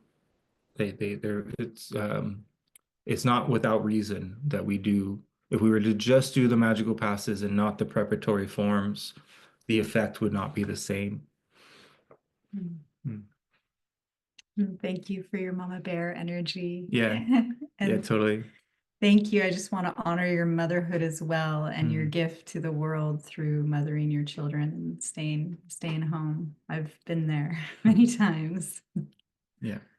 Yeah. Yeah, and for all of you that can't be there, that want to send intent and to feel the support that you'll get from us by doing the work. So that's part of the remote viewing, or the capacity to benefit from each other's, electrical connection. We're not in this alone, even though, at times we are and feel very alone. It's really important to realize that there's others going through things, and we're called to this community for a reason. We all met each other for a reason. So just allowing these networks of energy to be supportive. And it's amazing when you feel like, I had somebody who missed one of the classes, and she watched the recording. She's like, I could feel the support, and I wasn't there. I watched it later and I could feel all of you supporting me. How is this possible? And so she had a emergency call with me, so it's not linear. We are literally creating non-linear magic, that just like the Toltecs did when they discovered these movements. They were in unique states of perception. They captured that perception by expressing it through a very unique way of physically and energetically engaging with the earth and the sun. And then it gets passed on to us, which is just such a gift. So very few people are doing this work. This is such a rare hidden gem of knowledge that's available to very few people, and we're just so fortunate to be inside of it. So thank you for asking and for sharing your intent with us. It's already happened. We're just gonna go be inside of it all. Hey, Keon, welcome, brother. Good to have you. Keon's in the house. Hey, can you hear me all right? Yeah. All right. I think I had one thing to say, and then as I hear everyone else now, I've got like 94, but I'll try to keep this succinct. I was gonna say, how about Janet Planet for president with that rah-rah speech? That was amazing. I'm kidding. We don't need presidents. Um, anyway, thank you all for being here. Yeah, a lot of resounding themes here. So you know me with words, and I thought of this even after we got off our last call, and I was talking about how time and emit, it's the same word, just backwards. So it's like if you're emitting or admitting something, it's like you're reversing time, or like time going forward is the emission, a projection. And then I thought, like Rachel and Joel, for you to do this real quick, especially because I know when we had the event in August, September last year, we did that wolf pack, followed the leader through the mountains, which was unbelievable. We won't get into the details on that. But then I thought, do me a favor and spell and then say wolf backwards for me. Yeah. Yeah, Wolf, W-O-L-F. Hello. Yep. Oh, Flow. sorry. Hello. Did you know that one? Okay. Oh, I said that No. and I started, oh, yeah, I started tripping out when I said that because words have a big power. These play on words are not play on words. They're not coincidences. These are synchronistic. There's a message, there's a knowledge, there's like a way to learn within words, and then you can see what they mean within the context of what they're explaining. And I thought, wow, the flow state. You're always trying to be in flow. And I thought, well, why would they say that with wolves? And I thought, okay, wolves have their roles. We have our leaders all the way down. And I pulled something up real quick because I remember this documentary I saw years ago where they were saying that even the, and I didn't know this, but obviously there's the alpha. And this one thing said, they might not be the biggest or the strongest, but the wisest and most experienced. They also choose the prey, eat first, responsible for the safety, yada, yada. And then I thought, okay, well, I remember this documentary and they were saying how the lowest one, who was like the joker, the comedic relief, if you will, who ate last, was picked on, was actually super important because if there was a lot of tension or they hadn't eaten in a few days, it would relieve the anxiety and the pressure and was actually almost more vital than the alpha and allowed for play. And so I was like, what's the name of that one? And I looked it up and there's these other ones like the beta, the subordinate. That one's actually called the omega. And I was like, whoa, it's like the alpha to omega, the beginning to end. And I was like, whoa. And so I read this and it says they're at the bottom of the hierarchy. They have the lowest rank, eat last, sometimes don't eat at all. Usually the weakest, less developed, possibly, like the runt at times. Despite its low rank, it has an important role. Their role acts as a social glue, allowing frustration to be vetted. And this behavior prevents serious conflict to happen among other members. And so I was just thinking, it's like we all have our roles and we're all, and like this is going to tie into my other thing is there's a huge there's social engineers and they tell you you're not good enough, you're not smart enough, you're not fast enough, you're not pretty enough. By math, it tells you all these silly false, like depressed, I think from reading a Cosmo, like they've done studies on this, just looking through one, you like now have anxiety and depression. It's like, okay, it's not causation, but that's crazy. And we willingly buy this shit. It's like, wow, maybe not us, but so I was just thinking where our roles are so important. Everyone's needed, whether you go to an event, you're on one of these calls, you just watch a YouTube. I was telling some folks in the sauna the other day, some cool stuff yesterday, actually, and they're really receptive. And I don't think everyone in there is on such a vibe like this, but people are into it. People really want to hear stuff. And so I was just really tripping out on that. And then I was thinking about this yesterday too, is we have we always forget these are called our memory banks, right? So we're always worried about our money and the bankers and the financing and the world and the bankers that run the world. You have a banker right here. What's that little vindictive fool doing, And so we put in our deposits and our withdrawals. And one of my great works, I won't go into the details, but some of you know that I was burned when I was 12 years old. And I literally wore a long sleeve shirt for like 12 years of my life. I couldn't show these scars. Now I love them about myself. I wouldn't trade it for anything in the world. And so my memory bank, I was constantly withdrawing this negativity. I was going into deficit with that memory.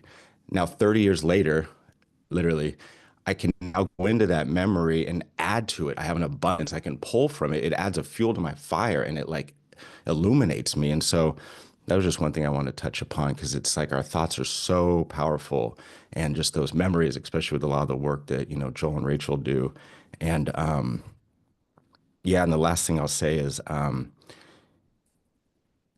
I don't drink either. I'm actually in recovery. And so not to say you are, Jen, or other people, but that's just in the general sense of it, doesn't matter. So it is weird. It's a weird social thing. And, yeah, I'll have 3 years sober actually this April, which is insane to me. And I remember chairing a meeting a few years ago where if you don't know what that is, you're a speaker in the sense of 20 minutes. You tell your story, your experience, strength, and hope. Then it opens up, people share. That's the general pattern of a AA meeting. Anyway, I remember sharing how I was like, go out and dance. Maybe not if you're a newcomer, but go out to a club, go out to a bar, go out to watch a game, go out to do stuff you used to do. Alcohol will be everywhere. You can't hide from it. They even say it'll be in the middle of like Alaska. If you try to run away from it, some Eskimo will find you with a bottle. I mean, that's like what it says. It was written in the 30s. But like, and I was like, I was like, go out and have fun, knowing there's a meeting around the corner, knowing you have a phone, knowing you have community like us to rely on. You can call, you can leave at any point. And I was just talking about this, and this guy the next week came back and he's like, dude, Keon, and he shared, actually, not just to me, but in the meeting, he said, I went dancing and I went out for the first time in like he was like 10, 15 years sober. The dude knew what he was doing. And got out and actually went out to a club. It was not a club. It was like a whatever little Tumble County. We don't have much, but it's like, yeah, you know, it was a music, local event, cool stuff, good scene nonetheless. And he's like, I went dancing. He was so excited. And he's like, I couldn't believe I didn't do that for so many years. And the sad thing is, I actually just saw he passed away a few days ago. And I was like, oh no, natural causes. He didn't relapse. He was in his like 60s, you know, working man and whatnot. And I thought, that's so sad. But I thought at least Dave danced. I know it sounds cliche, but he danced one last time. You know, he actually still had that. And he died sober and he still went out dancing. And I thought, how cool is that? And anyway, I also wanted to say the name of the show to tie it all together. Oh, I love the synchronicities. Is Dance Naked in the Snow. Well, that's the name of Janet's new book, her memoirs. But hey, anyway, that's what I got. That was a lot, but thank you. Thanks for being here, y'all. Y'all matter a lot.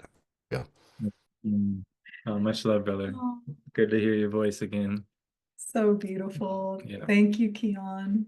Yeah, the wolf part, yeah, we have the whole pack, like in a community, playing these different roles, omega, alpha, that's masculine and feminine, you know, the puppy. We also have all of those parts of community inside of ourselves. And so we typically run from usually one or, you know, a few of them, but to get to know all of the parts of your inner pack is so incredible. Thank you for bringing that up. And I feel called to say, I hope you dance. It's a really cheesy Leanne Womack or some cheesy song, but I just want to say it is so beautiful. And I was called to think, or it came up when you said that, because I think to me, when I think of the Toltec path and totality and kind of coming to terms with my life and my death and where they meet, it's typically on the edge of a forested cliff with the ocean raging as the sun is setting into twilight.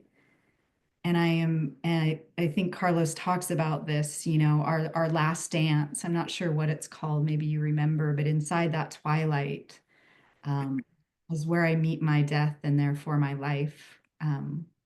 Throughout my life, I've experienced that. So to hear him get his dance upon his death, I don't think there's anything more beautiful than that. That's awesome. Yeah, no, thank you for that. I just remember too, is it's like, there isn't just an alpha and omega outside, but that's in you. You have all those parts. You are your leader and your joker, your runt, you know, don't beat up on them too much, but yeah. Anyway, thank you though. Appreciate it. Thank you. Yeah, part of the training that we were in was we went to a wolf sanctuary and did this work there. And part of the work was breaking out into teams, and each person would practice being the alpha, and then you would switch to being the assistant the scout or the puppy. And some people were really comfortable playing the leader, no problem. But you get them to go play puppy and they couldn't do it, right? And then vice versa, some people were totally comfortable in the puppy and they couldn't be in the leader role. It was too confronting.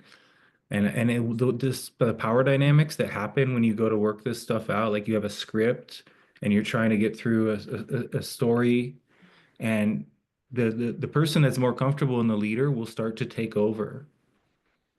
They can't stay in their lane. They can't stay in that position because all of these unconscious, subconscious things show up inside of just an exercise. It's so confronting. So, thank you for bringing that, because that's the work we're doing, is parts work. really. It's getting to know all these different parts of ourselves and what we're avoiding and where we feel safe, and being comfortable. When you start being comfortable with the uncomfortable, then you start to get to know, become more expansive in your ability to shape shift and play different roles. Kind of like a flock of birds. There's the bird at the head of the V or the A, but they rotate and they switch and they learn to be in sync with each other. And that's what we're doing here is Wolfpack training, just through these communities. Which then creates flow. Yeah. And intent. And it's the feminine symbol going this way, and it's the masculine going this way. Lisette, thank you for being here. Excited you're sharing. It is a privilege to be here. And thank you all for being here. I am so thrilled to be part of this community, and I finally have a face for you, Rachel. It's a pleasure meeting you. And I will be driving all the way from Texas, Austin, to you guys. And another trip, it really excites me a lot because I love road trips, and yeah, it's I'm really, really looking forward to this. And I want to say that I started about maybe about 3 weeks ago. I started a program of hormone therapy that has made such an incredible difference in me in so many ways. I am so happy and so thankful, and I know that nothing happens by coincidence, for sure. And thank you, Queen, for your words about how everybody has a role to play in a community. And I really appreciate that. I feel that I've been afraid of my power for a long time. And I feel that this work is helping me recover that. And then I want to say something really funny to me anyway. So my last relationship ended 7 years, and I've been celibate since then. And isn't that funny that my ex just reached out to me, asking me to come and meet him? And I remember my teacher, my last teacher I had was in New Mexico. He was a ayahuasquero, and when he met him, he said that he was a brujo, a witch man, and I kind of like not sure if he's really aware of it, and that's why he called me. But isn't that funny? And it's like I feel like there is something there that he knows where I am right now and how stronger and much stronger I'm getting. I really love silence. I love being on my own. I love being in nature on my own, and that's been like a real gift for me. I just find it. I find it funny and uncoincidental. And yeah, that's it. Thank you. I'm so looking forward to see you all. Thank you so much. I love you. Thank you. Thank you. Yeah, totally. It's these energy fields, we pick up on it, on each other's power and changes, and it's not coincidental at all when those doors open and those messages come through. You can guarantee that we're just tapped into each other, and especially if you've been intimate in the past, then those bonds are really powerful, and there's ways to sort of resolve stuff, around any things that might need to be resolved or not. But thank you for sharing about the coincidental or the non-coincidental nature of this stuff. It's Yeah. powerful. Look forward to having you here. And as much as, yeah, as much as we've talked about, the sexual shadow, that we become conscious through, having sex, we also definitely a 7-year period of celibacy consciously without, conscious of how you can maybe repress or suppress some desire, but working with that as well, that energetic sexual cord with your partner becomes, cuts on its own, and there is, other things you can do, a sexual partner recapitulation, but you will feel it. Absolutely. You're outlining that. So thank you for bringing that here. Yeah. And it is funny. It's so strange, but very real. Yeah. Awesome. All right. Thank you. Thank you, Lisette. Kazri, welcome. Glad you're here. Good to see you. So glad I came on. I was at work. I just finished work, I don't know, an hour ago, and I was in my car driving home. I went, oh my gosh, there's a community meeting. I pulled over and got onto the Zoom call on my phone, and I got home and I'm on my laptop now. And I've been crying almost the whole time since I've been here. It's been so beautiful. Everyone here is just so incredible. So thank you, Joel and Rachel, for this community and the work that you've done to be who you are at this moment, to hold this space for all of us. And I was so touched by, I hopped on when I think it was Susan that was speaking about her experience of working with you, Rachel, and then wanting to paint it. And I went, oh my God, that's so amazing. I was just so touched by Susan. I hope to meet Susan just after hearing what she had to share. And Janet, oh my gosh, your energy. I hope to meet you too, Janet. I need to connect with you, see if you've got an Airbnb. I haven't booked a ticket or nothing, but all of a sudden it's like, oh my gosh, I want to be there. So I need to connect, and I'm coming from East Coast Canada. It's not going to be cheap, but I don't care. I'm just going to fly. I'm just going to go, because your actual workshop itself is so affordable. Thank you for that. So it makes it doable. And Kian, thank you for sharing what you shared. I'm sober too. I've been sober 30. I know how many years sober I am because it was the year before my daughter was born. So she never saw me crazy drunk. So I'm 57. I sobered up, 26 when I was 26. And I used to go to those meetings. I love people in 12-step groups. They're just the most beautiful people.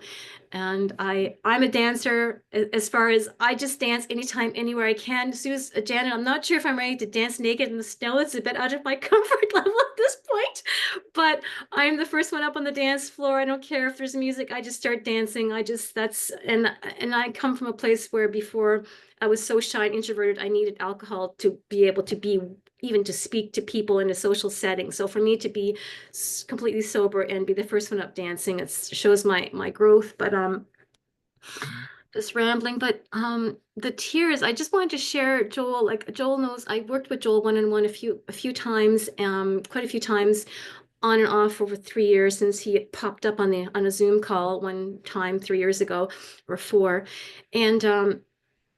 and whenever I worked with you, Joel, as you know, and then whenever I join these communities, this is my second or third, I kind of come in and out, and I hope to be more consistent because the rewards. So what happens to me is this emotional part of me just starts to open up. My heart starts to open up because I'm in my head so much, and all of a sudden my heart cracks open. And even if I'm just been in the community now, it's whatever this recent run since January, I've had a few experiences, like I'm just all of a sudden, I'm work as a waitress, and it's a busy brunch place of breakfast. Like it's fast. There's not a lot of time to connect with people, but that's what I love about it. I just want to connect.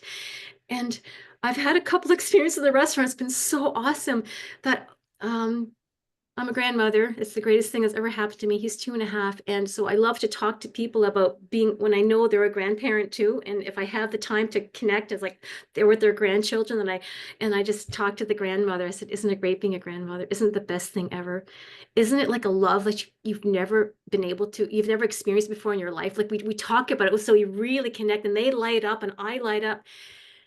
The other day, just talking about this with this woman, I just started to cry. I'm in this busy restaurant. I'm so busy. I don't have time to stop and cry, but I'm crying and I'm letting it happen. I said, I'm getting so emotional. This is touching my heart so much. Thank you for sharing this with me. And I'm crying. I got to go to my other table now. And I've got like I'm just all teary-eyed. It's like, oh my God, this works. So even though I even missed a class a couple weeks ago, like I'm not doing the movements every day. I just do the movements on the class. So even with the bare minimum, like it's happening. It's like, oh my gosh. So now I'm realizing, oh, if I did more work, it would happen even more so. And then a couple of days after I cried about talking about my grandchild, um,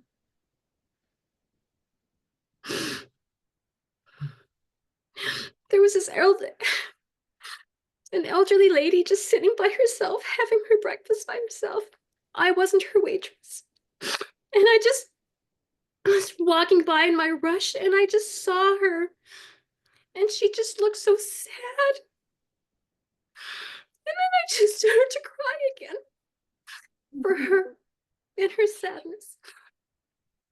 And it's because of this work. I was open, my heart just felt for her so much. So I made a point of going to just say hi and can I refill your tea? Just something, just to give her a little extra care. And yeah, so just sharing just how this is what this work is doing for me. It's just cracking me open and I love it. So thank you. Incredible, Kelsey. Thank you. I'm so happy for you. I know it's yeah, it can be very vulnerable to have these healings happen and then to be able to take that out into the world and allow it to flow through you. Yeah, thank you for sharing yourself with that woman and with the grandmother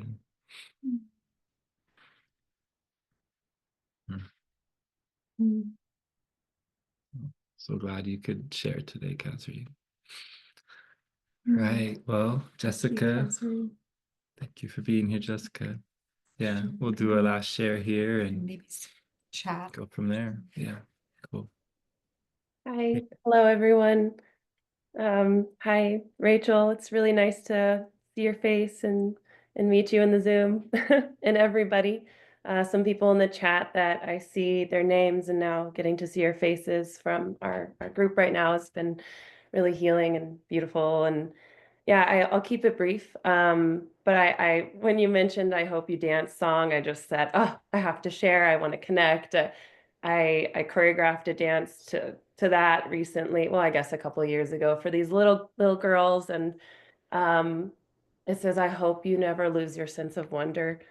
And there's just this beautiful circle of life, and if we can just continue to go back to our innocence as children, is just a really beautiful image for me to be brought back to. And I plan to attend the weekend. I'm really looking forward to that. Hopper says right now is the time to purchase, and so if anyone's on the fence, it's for flights. It's like probably around right now is a good time. So that's really for myself. I feel like I'm definitely like an alpha and then so much a beta. Like I can be a leader and then I can be so shy and such a like just feeble, feel quiet and like just want to like not even, be seen. So it's funny to like oscillate between these two and it's really good for me to be a student and see a lot of mirrors for myself in this work. And I had really quick question. So with the passes, I understand it's good to do probably best to do a little bit of the warm up, like of the movements. And is there an advantageous time? Like I know in Kundalini Yoga and all these different things, it's like 11 minutes, 22 minutes, 33 minutes. And maybe it's just intuitive, but if there's a timing that you have found for yourself really beneficial, to put a timer on for the magical passes in particular, that's my question. Thank you. Yeah. They kind of came up with formulas that they thought were the ideal, based on the teachers that were teaching me this. And so, doing a magical pass 5 times was often a number that was, 5 times in a row, and then maybe taking a break. And if you felt called to do it again, then you would do it 5 times again instead of just once. But ultimately, eventually you just, are open to what feels the most appropriate to you. But it's a powerful way to start your day because you blueprint your day by going into silence right away, but you're still moving your body, which is helping you transition from sleep till into the day. And so there's laying down ones you can do as soon as you wake up, but yeah, just Carlos would recommend getting up in the middle of the night and doing them when everyone's asleep, because then your assemblage point is more flexible when everyone else's assemblage points are moving in dream spaces. Then you can have these really profound dreaming awake experiences. Um, but other than that, I think it is mostly intuitive, and I guess some people get obsessed and are like hard on themselves and pushing, and I need to turn this into a discipline in order to convince myself of. But Carlos would just say, let's just do these in a really joyful manner and just enjoy them, and not over, put too much pressure on them or obsess over them, or you know and so it's not so much about how often or how many, it's about how we do them, that really where the breakthrough happens. Robin was sharing a breakthrough she had with the movements recently, and there's just really profound silence that becomes accessible through just allowing these movements to do their thing. So I'm glad you guys found this work, and I'm so honored to be offering it and to be holding space for this just opportunity to communicate in this non-linear sort of magical realm of language that's synchronized movement, synchronized focus, learning to benefit from the female and the male inside of a community so that we're balancing and representing all these different primal and instinctive pieces, but getting to have a container as unique as this one. It's what a powerful community meeting. They just keep getting stronger, and really appreciate you guys being here and all of your questions and interest. And just stoked to be moving closer to these to the in-person work. And for those of you who can stay the 3rd day, we're going to be going into the mountains and exploring some wolfpack training, which is a big piece to this. Where Rachel and I trained in the beginning in Seattle area was really intense training and intuitive, and is sort of been healed of its past in our world so that we can present this stuff. And so I'm glad you guys are just able to feel so well and to share so beautifully, and look forward to doing this again. I think we'll do another community meeting probably in about 3 months. But so Joel, can you create a Telegram group for those going to Missoula so we can plan Airbnbs if a possibility? Appreciate you both very much, and thank you for your energy. Thank you, Mayada. I will. Yeah. Turning the Wheel is the name of the group. So let me know if you plan on being there so I can send you, because it's going to be a private Telegram group. And then just if you haven't paid, that's okay. As long as you're committing to being there, then you can be in that Telegram group. And I'm excited for everyone to be coming, and appreciate your time and energy.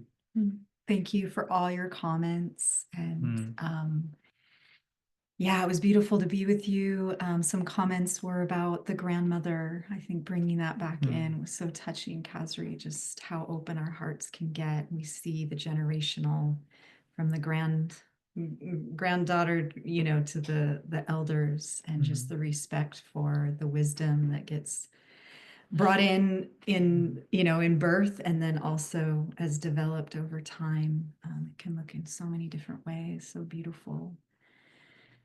Oh, and thank you. And yeah, just to let some of you know that are coming, I've been at the other ones, but I'm not going to be a participant. I'll be around maybe in the background for the next workshop that Joel's doing here in April. But I do have a little bit of availability before and after, and some nature immersion room for that. And also you can get a hold of me through my website called dreamingintolove.com. And my email's on there, like every page, and the contact me page. Yeah, you'll find me if you want. And also Instagram and Facebook. Those things are on the dreamingintolove.com. All right. Oh, so beautiful. Thank you so much. It's been a joy and a pleasure to be with all of you exploring all of this. Oh, it's a lot. It's very rich to take into my day. So I appreciate it. Yeah, for sure. Yeah, take this with you and enjoy your day, and hope you sleep well and rest and stay in touch, and look forward to what will unfold for all of us. Much love to you. See you all. Thank you, everyone. Take See care. some of you soon. Yeah, thank you. Thank you. Have a great day. Thanks, brother. Thank